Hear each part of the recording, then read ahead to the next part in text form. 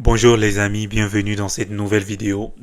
Aujourd'hui, j'aimerais vous parler d'un sujet vraiment très important et je suis sûr que certains ont cliqué. D'abord, je vais les classifier en trois catégories. Ceux qui ont cliqué cette vidéo, je suis sûr que certaines femmes ont cliqué cette vidéo pour enfin entendre un homme qui va défendre les femmes et aussi apprendre aux hommes comment les choses fonctionnent. Je suis sûr qu'il y a cette catégorie-là. Et ensuite, il y a la catégorie des hommes qui ont cliqué pour me traiter de suceur, de bandeur de femmes ou comment ils les appellent sur le net avec les réseaux, j'ai un peu vu. Et aussi, il y a la troisième catégorie des gens qui seront plus curieux, qui veulent entendre une nouvelle hypothèse, une nouvelle façon de voir les choses. Cette catégorie est celle que je suis plus content que eux ils m'écoutent que plus les deux qui se guerroient, genre qui se font la guerre constamment. Donc peu importe dans quelle catégorie vous êtes, bienvenue dans cette nouvelle vidéo. Tout d'abord, dans un premier temps, c'est que notre génération actuelle n'est qu'une génération de transition. Et lorsqu'on regarde la société occidentale et ce qui s'est passé dans l'histoire, comment les choses ont roulé, donc je vais vous dire que c'est une société, aujourd'hui on est dans une génération qui est en pleine reconstruction, disons. Bien sûr le taux de célibat explose, beaucoup de personnes préfèrent vivre seules, spécifiquement les femmes. Et aussi, bien sûr, il y en a une catégorie des hommes aussi qui veulent vivre seuls. Mais le couple n'est plus quelque chose de précieux, de recherché par la majorité des humains.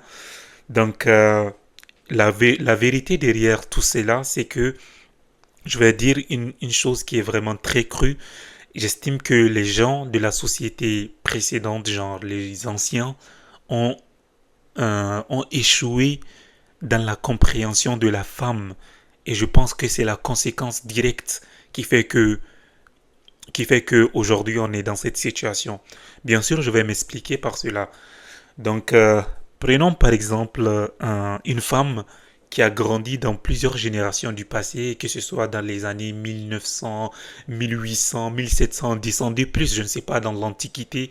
Mais vous savez que le rôle de la femme se limite à être celle qui s'occupe des tâches ménagères et aussi à éduquer les enfants. Donc, elle est vraiment cantonnée à ce rôle euh, d'éducatrice.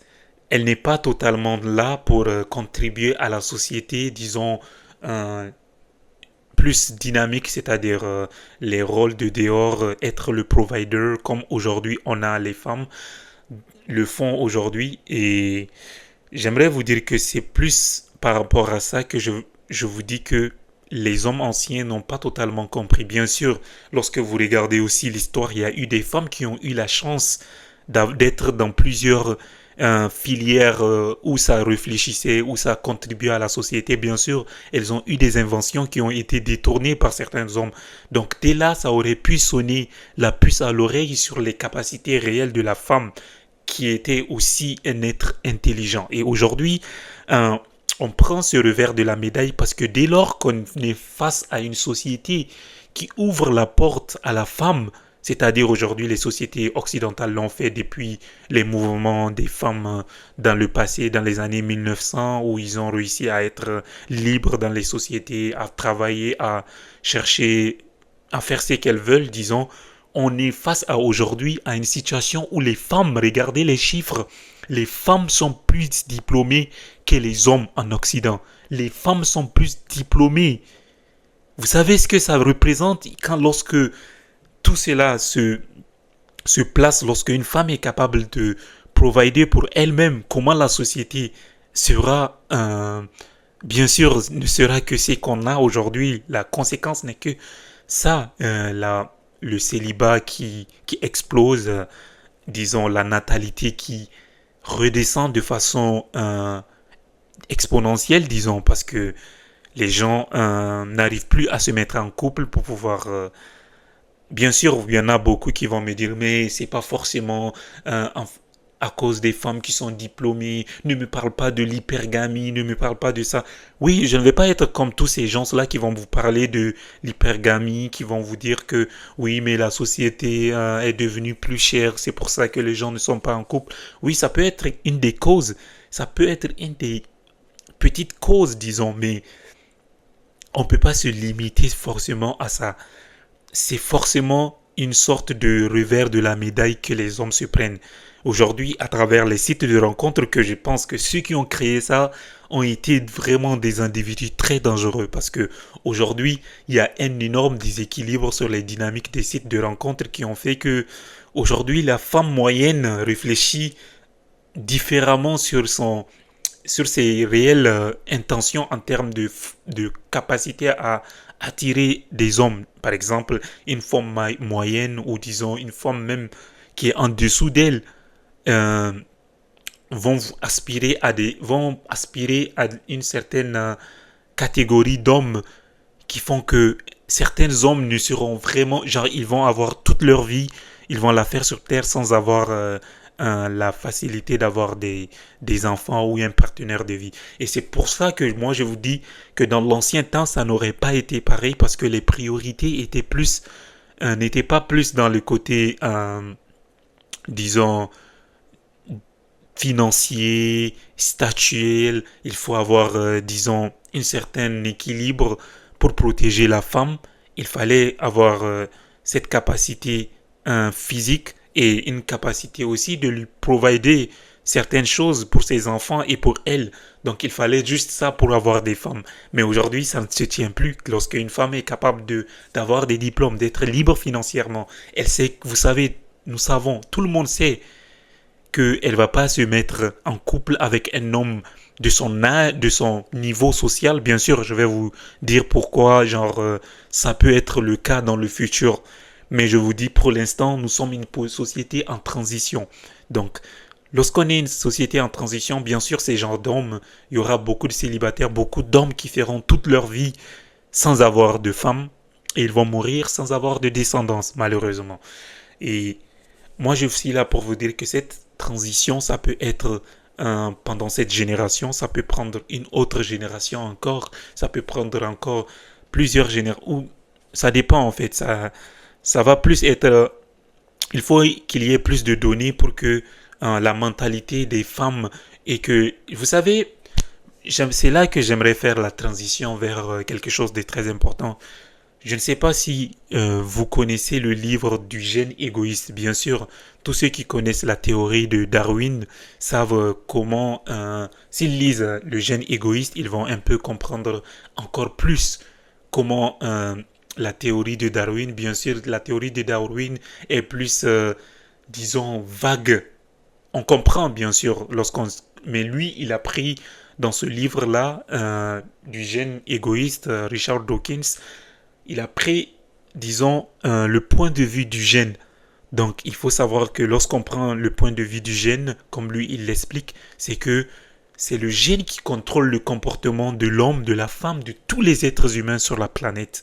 Donc, c'est ce gène-là qui nous a créé des machines, comme lui, il aime l'appeler des machines à survie.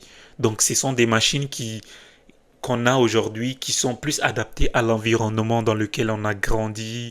Et donc, même dans la dynamique des couples, tout cela a un enjeu. Donc, aujourd'hui, chaque gène a un but précis, se reproduire et avoir une descendance meilleure que ce qu'elle a actuellement. C'est ça le but d'un gène. Donc une femme, c'est pas sa faute si elle est hypergame, ce n'est que la nature réelle de ce qui a été opéré par ce gène-là pour elle. Et nous aussi, on a le gène qui fait que on a besoin de femmes belles, on a besoin de femmes. Bien sûr, on est capable de se résumer à avoir juste une femme pour pouvoir se reproduire, mais notre gène et leur gène est différent. Donc, on ne peut pas en vouloir aux femmes de chercher mieux. Il n'y a pas de raison. C'est la nature qui a fait qu'on s'est construit, on est devenu mieux, meilleur avec le temps, on est devenu des machines encore meilleures que les autres animaux, par exemple, que eux aussi ont des gènes qui se sont multipliés, mais nous, notre femelle, à cause de l'exigence de notre femelle, c'est pour ça qu'aujourd'hui, on a des individus vraiment exceptionnels en termes d'intelligence, en termes de tout ce que tu veux. Donc, la femme est quelque part la protectrice de notre évolution. C'est elle qui est vraiment l'élément central quelque part de notre reproduction et disons des meilleures caractéristiques qu'on a aujourd'hui en fonction de l'environnement où tu as grandi. Donc, il faut pas en vouloir à la femme d'être hypergame forcément. Non, non, on peut pas lui en vouloir. Bien sûr, c'est frustrant pour nous les hommes. On aimerait être ces hommes-là qui sont choisis constamment, tu vois. On aimerait, mais même si on ne l'est pas, il faut pas en vouloir en femme. C'est pour ça qu'aujourd'hui, les incels, bien sûr, les incels qui sont extrémistes, je dis pas les incels qui comprennent, qui acceptent la réalité des choses et qui sont un peu d'accord. Mais moi, je parle plus des incels négatifs qui sont frustrés et qui commencent à blâmer les femmes, qui organisent des combats sur les réseaux, à rire des femmes. Tu vois, c'est pas nécessaire, les gars. Lorsque vous lisez, vous allez comprendre que c'est pas nécessaire. Elles sont que le résultat de ce qui a été dicté pour eux. Et ces jeunes-là, pour faire la transition avec ce que l'idée fondamentale dans laquelle j'aimerais vous amener, c'est que ces jeunes-là, ils vont pas perdurer comme ça. Dès lors qu'aujourd'hui ils sont hypergames et qu'aujourd'hui la dynamique a changé et que les femmes sont plus diplômées, bien sûr avec le temps, cette hypergamie-là va s'adapter parce que ce gène a besoin de se reproduire. Ces femmes-là ont besoin d'être en couple. Elles seront obligées, ce gène-là sera obligé de s'adapter et à pouvoir accepter les hommes. Bien sûr, il faut qu'il y ait certaines facilités pour qu'elles choisissent des hommes de leur catégorie, tout ça, parce qu'il faut être en couple, il faut... Vous voyez, c'est pour ça que je dis, on est une génération de transition. Toutes ces femmes-là qui refusent aujourd'hui d'être en couple par leur hypergamie, qui sont bloquées par ça, bien sûr, les générations qui viendront d'autres femmes, elles seront les exemples de ces générations-là qui vont voir. Les femmes vont évaluer les nouvelles femmes qui vont venir dans le futur. Elles vont évaluer les femmes qui ont grandi dans cette génération où elles sont diplômées. Elles vont observer ça. Elles vont dire, bah, si on choisit leur cheminement, voilà ce qui va nous arriver. Autant accepter les hommes et pouvoir trouver un compromis entre nous pour être en couple. Donc c'est là que l'idée fondamentale dans laquelle j'aimerais vous amener, c'est que nous sommes une génération de transition, les hommes et les femmes de maintenant. Si tu as la chance d'être en couple aujourd'hui, sois content d'être choisi et tout. Mais pour tous ceux qui ne sont pas choisis, pour tous ceux qui n'ont pas pu avoir des partenaires à leur qu'ils pensent et mériter, surtout pour les femmes qui sont hypergames, qui cherchent mieux, vous voyez. Donc elles estiment mériter une certaine statut de femmes, d'hommes qui sont vraiment limités. Et bien sûr, elles seront obligées de rester célibataires pour beaucoup et mourir seules. Et bien sûr, certaines seront épanouies, heureuses pour ça, mais c'est pas ça la vraie nature humaine. C'est pas ça le but des jeunes. Les jeunes, leur but, c'est de se reproduire. Donc là, vous avez bien sûr tué un certain gène et certains vont vouloir voir ces trucs-là en tuant ces gènes-là seuls sans se reproduire. Vous allez voir que dans le futur, ces femmes dont je vous ai parlé tantôt, les femmes du futur vont observer comment ces jeunes-là sont morts et vont s'adapter en conséquence. Et c'est pour ça que j'aimerais faire aussi un autre point sur les hommes. Et je sais que les hommes, c'est très dur, cette nouvelle dynamique. Les femmes sont plus diplômées que nous. C'est frustrant quelque part parce que nous, on ne sait plus comment gérer. De base, on est les leaders des couples. Nous sommes les leaders. On est censé apporter notre... être les providers, disons. Et à travers ce providing, on avait le rôle de dominateur, de protecteur, tout ça. Bien sûr, jusque-là, les femmes recherchent ce dominateur, ce protecteur à travers le physique et les émotions et tout. Mais disons que c'est une nouvelle situation dans laquelle on est. C'est pour ça qu'aujourd'hui, beaucoup d'hommes se sentent intimidés par les femmes. Parce qu'aujourd'hui, il y en a des femmes qui sont mieux. Moi, j'ai rencontré une femme, je ne vous dirai pas totalement les détails, mais j'ai vu une femme qui avait une maison pour elle. Et puis on a matché sur les réseaux sociaux. On discutait, elle m'a dit qu'elle avait sa maison et tout, tout. Ben pour moi, quelqu'un qui n'est pas à ce niveau-là, elle m'a mis dans une position où j'étais un peu... Ah, c'est trop bizarre, tu vois. Tu es censé être l'homme, tu ne sais plus comment te définir forcément à travers cette nouvelle dynamique. Même pour les femmes qui sont à un niveau, qui commencent à comprendre que oh, forcément il faut accepter que oui, je vais accepter des hommes qui sont un peu de mon statut, ou bien un statut encore plus inférieur. Donc toi, un homme, lorsque tu vois cette dynamique-là, bien sûr que tu seras un peu frustré, un peu, tu ne sais pas comment gérer cette femme-là. Ça va être une dynamique vraiment bizarre parce que lorsque je suis venu en Occident, la première femme à laquelle on a discuté et qu'on allait être en couple et tout, elle m'a dit que pour elle, c'est le 50-50. Je viens dans une société où je ne connaissais pas ce genre de cette dynamique-là et je peux vous dire que ça m'a paru vraiment bizarre. Elle m'a dit que pour elle, c'est le 50-50, c'est-à-dire les tâches ménagères, les contributions financières, tout, ça va être 50-50. Bah moi, j'étais pas d'accord, c'est ce qui a fait qu'on a annulé. Mais quand je réfléchis aujourd'hui, je me dis, mais j'avais de la chance d'avoir ça, parce que cette femme-là, elle allait me faciliter beaucoup de choses, et il fallait même l'accepter en fait. Mais moi, j'ai dit que j'étais plus ferme sur ma décision, mais aujourd'hui, je regrette peut-être un peu, mais bon, c'est pas grave. Donc, ce que je veux vous dire, c'est que c'est pas, on est vraiment, on est, pour certains, je dirais, quand je dis on, je n'inclus pas les gens qui ont la facilité d'avoir les femmes et tout. J'inclus les autres hommes qui sont encore en train de devenir une grande majorité aujourd'hui, qui sont sur la voie de devenir des célibataires à perpétuité qui n'auront pas des femmes euh, qui, bien sûr, je vais vous dire, il y a toujours une facilité pour tout le monde à travers les voyages. Tu peux avoir des femmes que si tu voyages, si tu pars dans des pays, voilà, tu peux te trouver une femme et la ramener. Bien sûr, ça peut ne pas être de l'amour pour la plupart du temps, oui, mais si tu veux, si ton but est d'avoir une femme et d'avoir une reproduction, oui, ça peut être un bon deal d'aller chercher une autre femme ailleurs si tu ne peux pas avoir une femme dans l'Occident. Et bien sûr, ça peut être une option, mais il faut aussi envisager le pire, c'est-à-dire que vous allez passer une vie sans avoir d'enfant ou sans avoir un partenaire. Il faut envisager aussi cette possibilité et ne pas être en colère au niveau des femmes.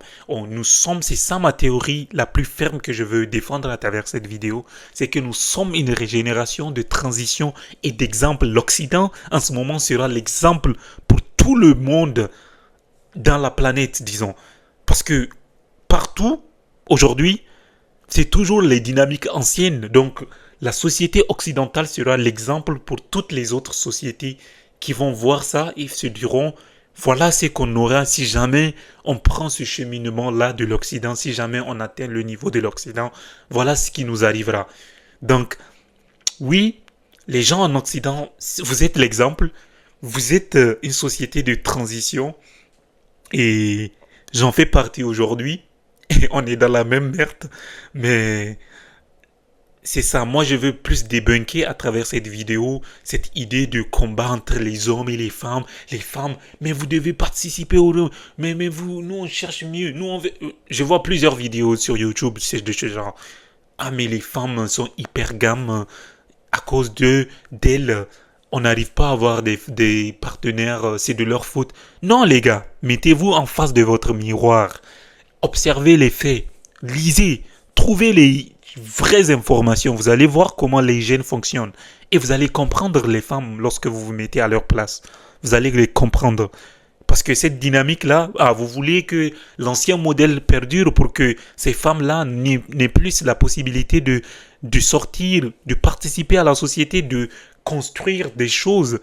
Vous savez, est-ce que vous connaissez l'histoire de Rosalind Franklin? Je vais vous dire ça de façon brève. Il y a des femmes comme elle qui ont participé à la création de certaines choses qui n'ont pas eu la chance d'être mis en valeur, mais ce sont des hommes qui ont pris tout leur crédit. Donc c'est vous dire à quel point l'ancien modèle avait des défaillances et que ce nouveau modèle va rendre le nouveau modèle qui va naître dans le futur va rendre les hommes, bien sûr, vous serez moins viril quelque part, mais ça va être une dynamique qui va plus partager le leadership avec la femme sur certains points et il faut faire avec. Et je vous assure, c'est le meilleur compromis que vous allez avoir. Et bien sûr, il suffit pas de chasser votre virilité. Vous allez garder votre virilité. Bien sûr, sur certaines dynamiques, ce sera votre base, mais sur d'autres, il faut avoir les compromis avec les femmes. C'est obligé, ça. C'est obligé. Donc, comme je disais avec Rosalind Franklin, elle a participé à la création, à la découverte de l'ADN. Mais aujourd'hui, vous allez voir qu'il y a deux noms qui sont plus cités et qui ont eu le prix Nobel. Et ben, Rosalind Franklin ne fait pas partie de ces noms-là. Ce n'est qu'après, dans les années 2000, qu'elle a eu le crédit qu'elle méritait.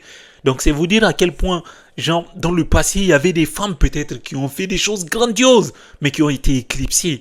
Donc, aujourd'hui, on avait besoin d'eux. On pensait qu'elle n'était pas intelligente dans le passé. On pensait ça, qu'elle n'avait pas les capacités de créer, de faire des choses. Aujourd'hui, les résultats, même à l'école, à travers les notes, dans les compréhensions, beaucoup de choses, les femmes tabassent les hommes. Et je suis désolé, je ne dis pas qu'elles sont plus intelligentes, mais je vais vous dire que oui, elles sont intelligentes, donc tout autant que les hommes. Oui, certains domaines, elles n'ont pas le physique pour. Nous sommes dotés de certaines caractéristiques, mais c'est pas un combat entre l'homme et la femme. C'est ça que je veux vous faire expliquer avec cette vidéo. Arrêtez vos bêtises, vos idioties de combat de merde sur le net. À travers vos... Oui, mais c'est des hypergames, c'est des mal alpha, quoi. Frérot. Laissez tomber tout ça, s'il vous plaît. Trouvez une dynamique qui va marcher pour les deux camps et soyez en couple, procréez, parce que sinon, les autres vont continuer et ils viendront et reprendre vos sociétés et mettre en place les vrais modèles et ça va continuer. Donc, trouvez un compromis entre vous et moi, c'est ça le but de ma vidéo. J'essaye de réconcilier les deux camps. Donc, et aussi rappeler aux gens qui sont incel ou bien autres qui n'ont pas eu la possibilité, même pour les femmes qui sont beaucoup plus diplômées, beaucoup trop diplômées, qui finiront bien sûr seules, qui est, qui sont tous dans la même catégorie de tragédie pour moi. Donc oui, c'est compliqué pour tous ces camps-là et c'est ça mon but. Observez les faits. Acceptez-vous votre transition ou bien vous allez utiliser votre cerveau pour accepter certaines choses et avancer en fonction de ça. C'est ça le but de ma vidéo. Donc, assez parlé de tout ça et je vous remercie. On se voit à la prochaine vidéo. Ciao.